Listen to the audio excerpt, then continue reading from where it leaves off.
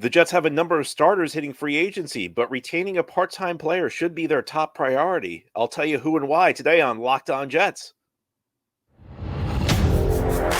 You are Locked On Jets, your daily New York Jets podcast. Part of the Locked On Podcast Network, your team every day.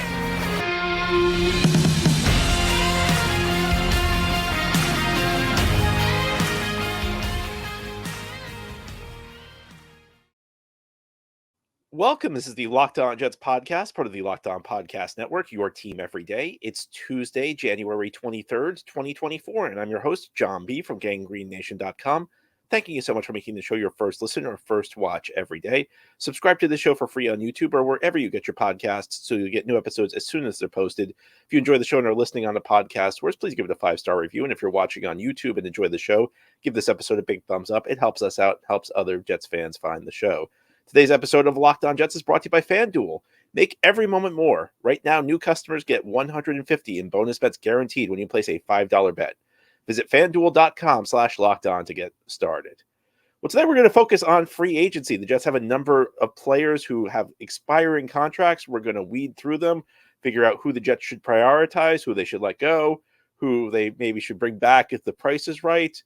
But we're going to begin with the number one priority. And for me, this seems like a no-brainer, but it's also a player the Jets have seemed to have, if not minimal, not a ton of interest in bringing back, and that's Bryce Huff. And you may know Bryce Huff, undrafted free agent success story. I mean, how many undrafted free agents do you bring in as pass rushers, and they end up being a 10-sack guy for you? You know, Bryce Huff's story of his career has been one of consistent improvement, consistent success, and he's about to hit free agency. And the thing is, I feel like the Jets make simple things complicated sometimes. Now, to me, no matter what your situation is, if you got a 25-year-old undrafted free agent who's done nothing but succeed for you, if you have a 25-year-old undrafted free agent who's consistently gotten better, if you got a 25-year-old free agent who's an impact player, you probably should be focused on bringing him back.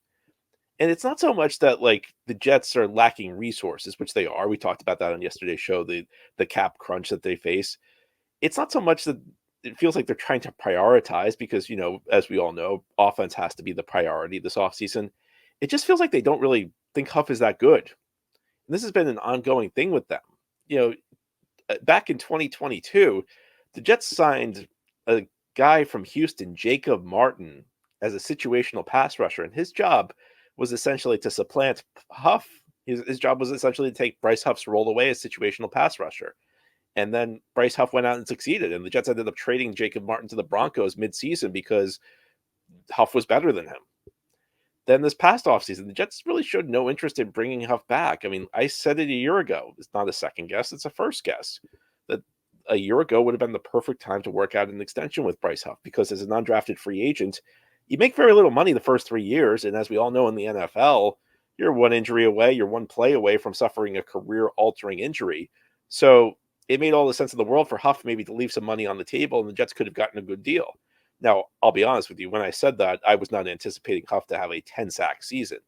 But the Jets were very slow to like increase Huff's snap totals. The Jets very reluctant to put him on the field and in non-passing downs. And you could say, well, you know, maybe he's not such a great run defender. Well, the problem with that is the Jets gave Carl Lawson a pretty big contract in free agency a couple of years ago and essentially told us they didn't care about his run defense. And that, I think part of the plan behind having a bigger defensive end like John Franklin Myers on one side is that you could have a guy on the other side who's more focused on just rushing the passer. Bryce Huff just posted double-digit sacks in less than 500 snaps. I understand like what the priority needs to be. I understand the Jets have a focus on fixing this offense, but you also do need to think long-term. Your offseason always has to be a balance of long-term and short-term thinking. Bryce Huff's a guy who should be a good pass rusher for a very long time. You know, you're probably looking at another 3 to 4 productive years, I would say. And while I understand, you know, it's difficult to project a guy, you know, it's a lot of guys have big contract seasons. I think Huff's relative lack of production, and when I say relative lack of production, I'm talking about the counting stats. I'm talking about the sack totals. His relative lack of production prior to last season was not really a product of him being unproductive. It was a product of the Jets not giving him a chance. The Jets were very reluctant to give him an opportunity to play on non-passing downs, even when he deserved it. And this year they finally did a little bit, and he produced double-digit sacks. To me, this should be the no-brainer of no-brainers. And the fact that like we're already beginning to see people in the media rationalize the Jets letting him go as though there's like any good reason to let a pass rusher like this, a 25-year-old edge rusher who gets to the quarterback at this rate, we're acting like there's any rationale for letting him go that's reasonable. Well, I think that's a tough sell. To me, in like any normal world, this is the type of guy you'd keep around. This is the type of guy who would be part of your core. Bryce Huff should stay. That I feel very strongly on.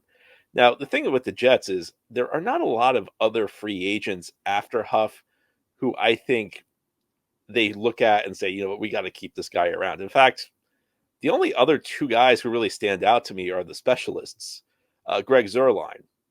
Now, with the caveat that if some team gives Greg Zuerlein, I don't know, like $12 million guaranteed, they should let him go. I mean, I don't think you should ever give kicker multi-year guarantees because kickers fluctuate in performance from year to year.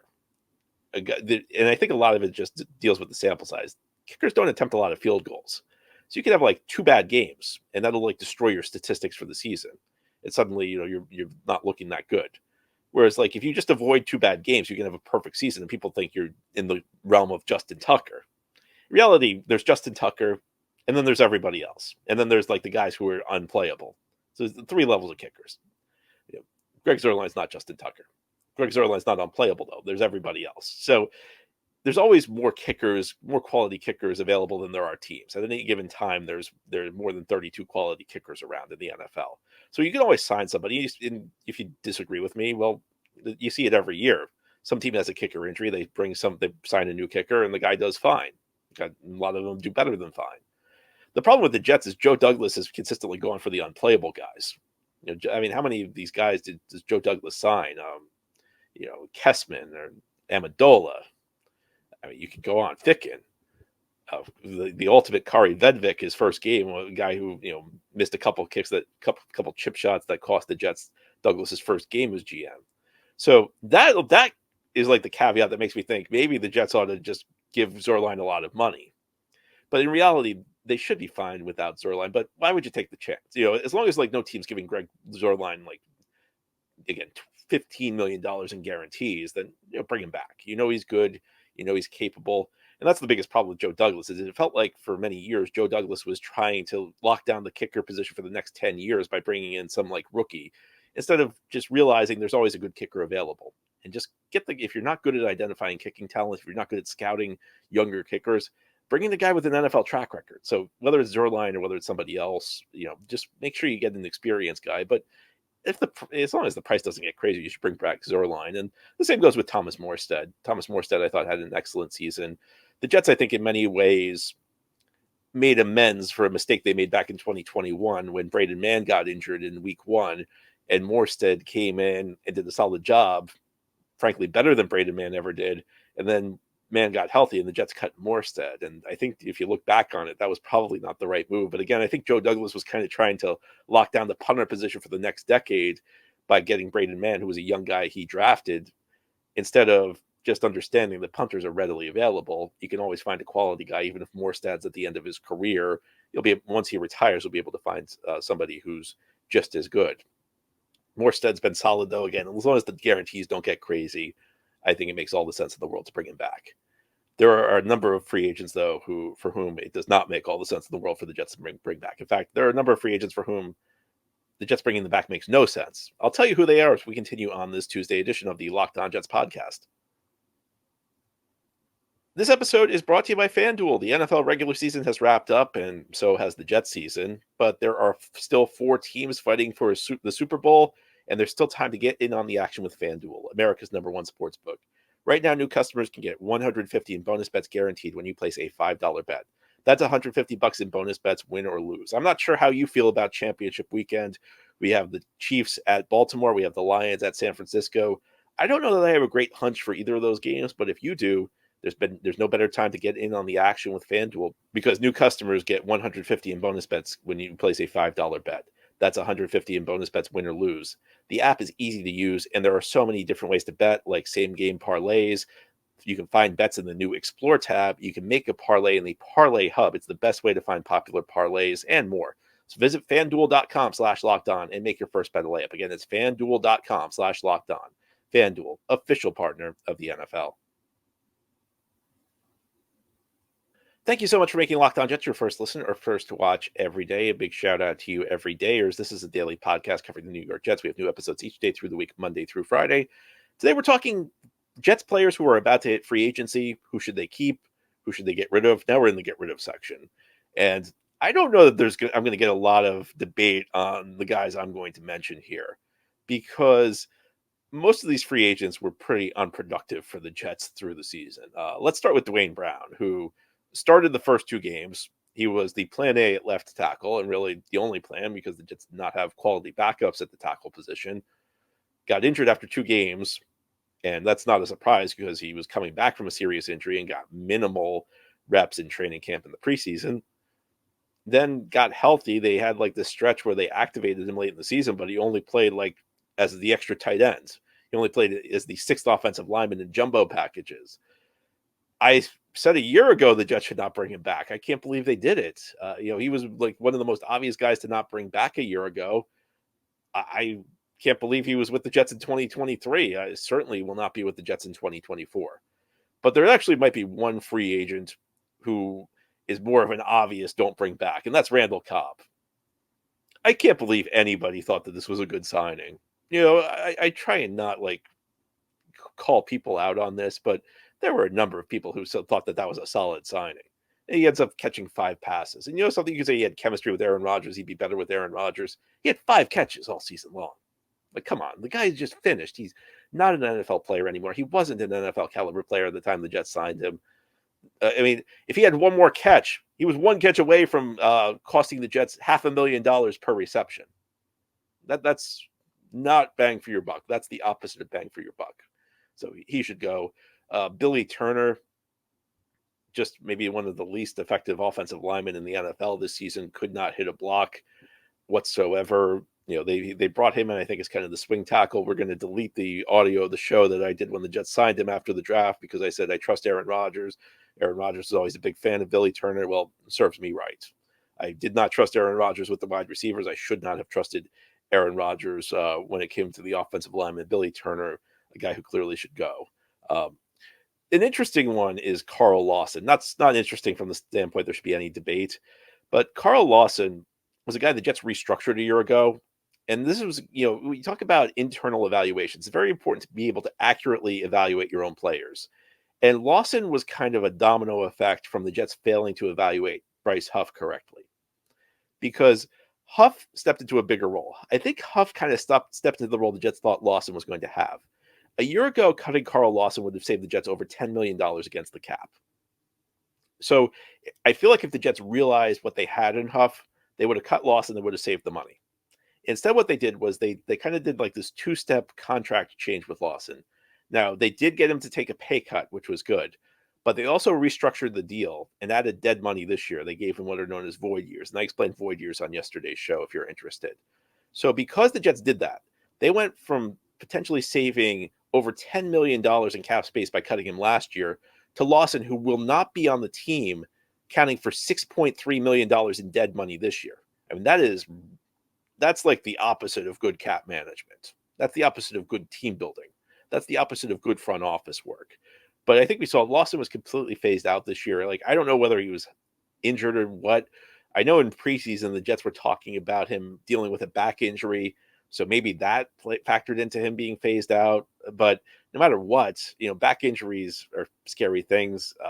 I just don't think the Jets will bring Lawson back. You can say some of it had to do with injuries, which was true, but Lawson was just a signing that did not work out whatsoever for the Jets. I liked the signing at the time. And again, maybe if he'd stayed healthy, maybe if he hadn't suffered that Achilles injury back in 2021, things would have worked out better. But that, I think we can look back on as a completely failed signing. Mekhi Becton, just very disappointing player. And I know like there's some thought out there, maybe the Jets bring him back for cheap.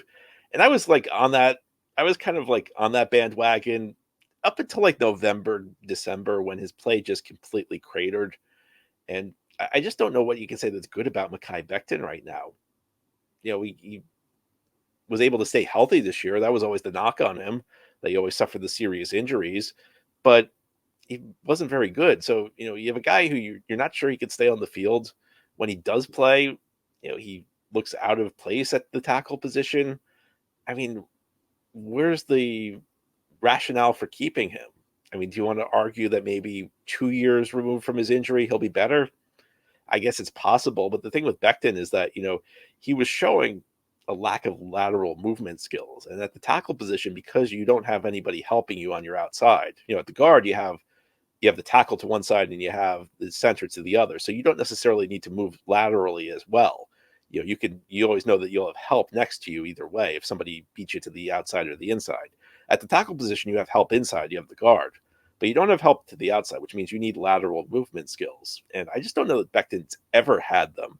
I don't know what he'd look like if he had not gotten injured during his young days, but I just don't know that he would have been that good anyway.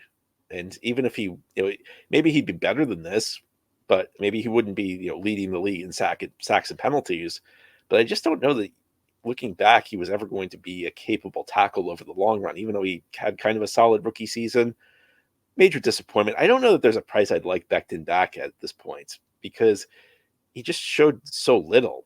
He just looked like a guy who could not help a team whatsoever. So I would just let Becton go. I think that that's a fairly obvious move. And I think if the Jets bring him back, it's for reasons that go beyond football. I think it would be a case of Joe Douglas not being able to admit his mistakes because there's really not many areas where I think Becton can help a team. And the last one I went back and forth on, but I think they ought to let Jordan Whitehead go. Whitehead every so often makes great plays, and you think he's worth every dollar, but he makes bad plays too frequently. I mean, he had that 3 interception game against Buffalo, and you knew that would be the high point of his season because he was never going to have 3 interceptions again. But he just misses too many tackles, and he takes too many bad angles. That's not what you need at the safety position. You need, as the guy who's the last line of the defense, you need steady play. You don't necessarily need a big-time playmaker. Now, of course, you take a big-time playmaker. If you have a guy who produces a lot of turnovers at the safety position, you certainly would be happy with that. But I think it's more important to be steady because I think the guys at the safety position who make big plays but give up a lot of big plays, they hurt you more than they help you. The big play, the plays that safeties make, they tend to, be moderately good, but the plays that they whiff on, they kill you. They just destroy your team. I just think Whitehead makes too many of them. I would say on the defensive side of the ball, safety is the one area of weakness for the New York Jets. And that's the area. If we're talking about areas they need to upgrade this offseason, that would be at the top of the list.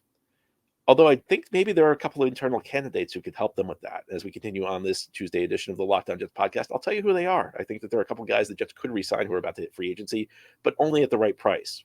We'll get into that more continuing this Tuesday edition of Locked On Jets.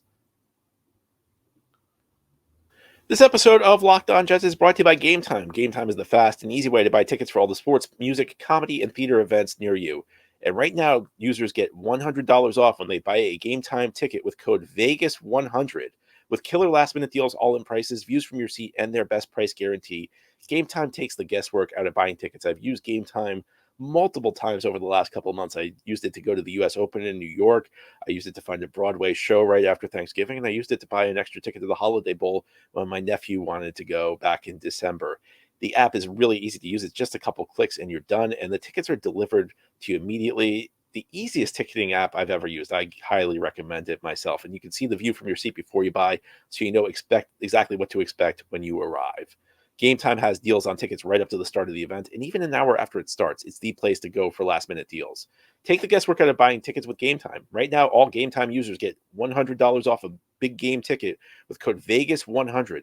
Terms apply. Again, download the Gametime app and use code VEGAS, number 1, number 0, number 0, VEGAS100 for $100 off a big game ticket. Or if you're not going to the game, use code LOCKEDON for $20 off your first purchase. Download Gametime today. Last minute tickets, lowest price, guaranteed. Thank you so much for making Locked On Jets your first listen or first watch every day. Today we're focused on free agents about to hit the market for the New York Jets. Jets have a number of players who are going to hit free agency this year. Yesterday we talked about their cap situation, which is very tight. That means you've got to prioritize.